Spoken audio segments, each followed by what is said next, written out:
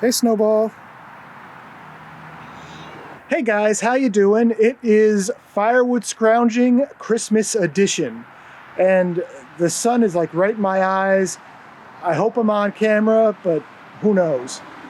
So I went out today and I did pick up some wood, and I just want to share a couple stories. So the first story is I got to the place and there was this fella unloading some brush in his truck. So I pull up, grab my 540i, my little battery saw.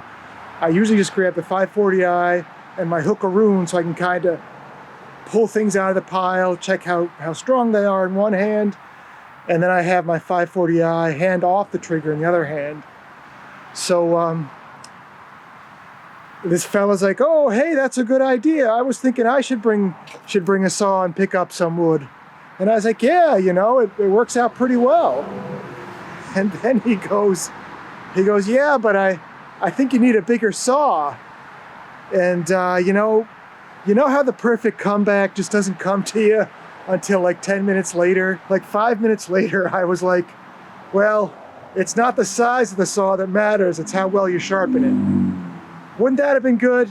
Deadpan. Apologies, guys, it's the 535i. So last night the temperature went down to like 17 degrees Fahrenheit.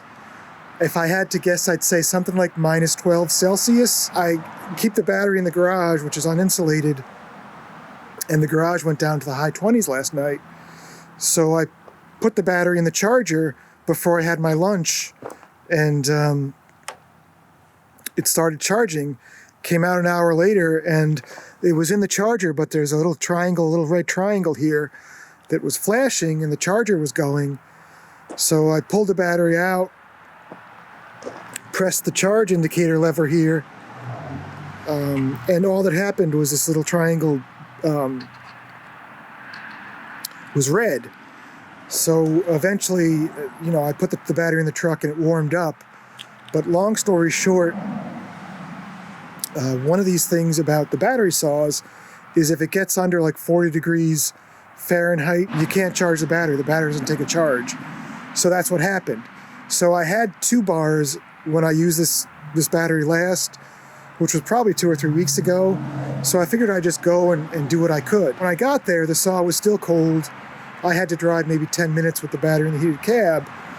But when I first started, the red triangle was flashing like halfway through the cut, because the saw, for whatever reason, when the battery's cold, it didn't seem to want to load. You only want to expose your battery to the cold weather when you're using it, and I think if you're using it, it'll stay warm, but once you let that battery cool off, problems can come. That was something I heard about, and I didn't really get angry or freak out. I just was like, you should have known, but I didn't really know I was going to be by today. Let me show you this one log.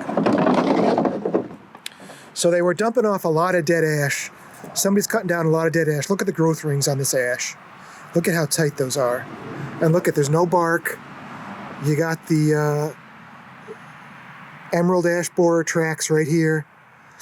So there's plenty of ash coming in. And I may want to go back tomorrow with a gas saw, but what I'd really like to do is go back tomorrow with my 540i. But when I bought the 540i over the summer, they said they're not expecting to see a battery until October. I saw them in October at the dealer, and the supply chain is all messed up still. So I asked them if they had seen my 9 amp hour battery, and they said, "No, we'll let you know when we see it." So now it's almost late December. This is what we got today, and it's not a ton, but everything I went for today was dry wood. It's still got to dry out for another month or 2 before I can burn it, but all of this, this is definitely 5 to 7 days of heat for my house. This is where I am with my dry wood supply, and I thought this was only going to make it till the second week of December, but now I'm feeling like I still might have a few weeks left. So that's good. That'll give the other stuff I have a chance to dry. As far as the main supply goes, this is where we were last time as well. I did pick a lot of branches off the ground, and I've been using those for kindling. I brought the bow saw out. I have this Really nice. It's a Baco Force. I believe it's a Model 23. It's like a 24-inch bow saw, if I had to guess. And I've got, if you look at the teeth, they make two blades for bow saws. There's one with teeth like this, and then there's one where the teeth have like a V. It's like a wider tooth spacing. So these teeth are made to cut dry wood. And I would never even consider cutting stuff like this with the bow saw more than a cut or two.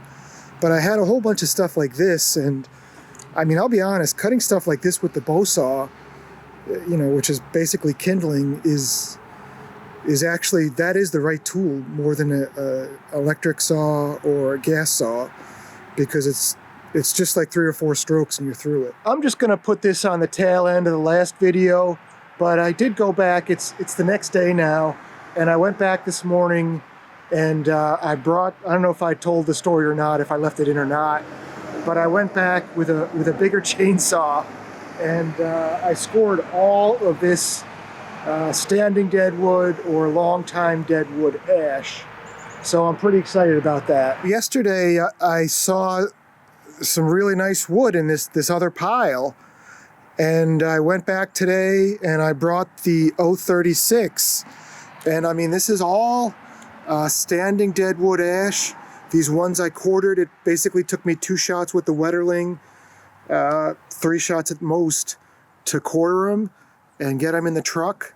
So all of this wood, within 3 to 4 weeks, will be ready to burn. I haven't used a gas saw in a while, and wow, these gas saws have a lot of power.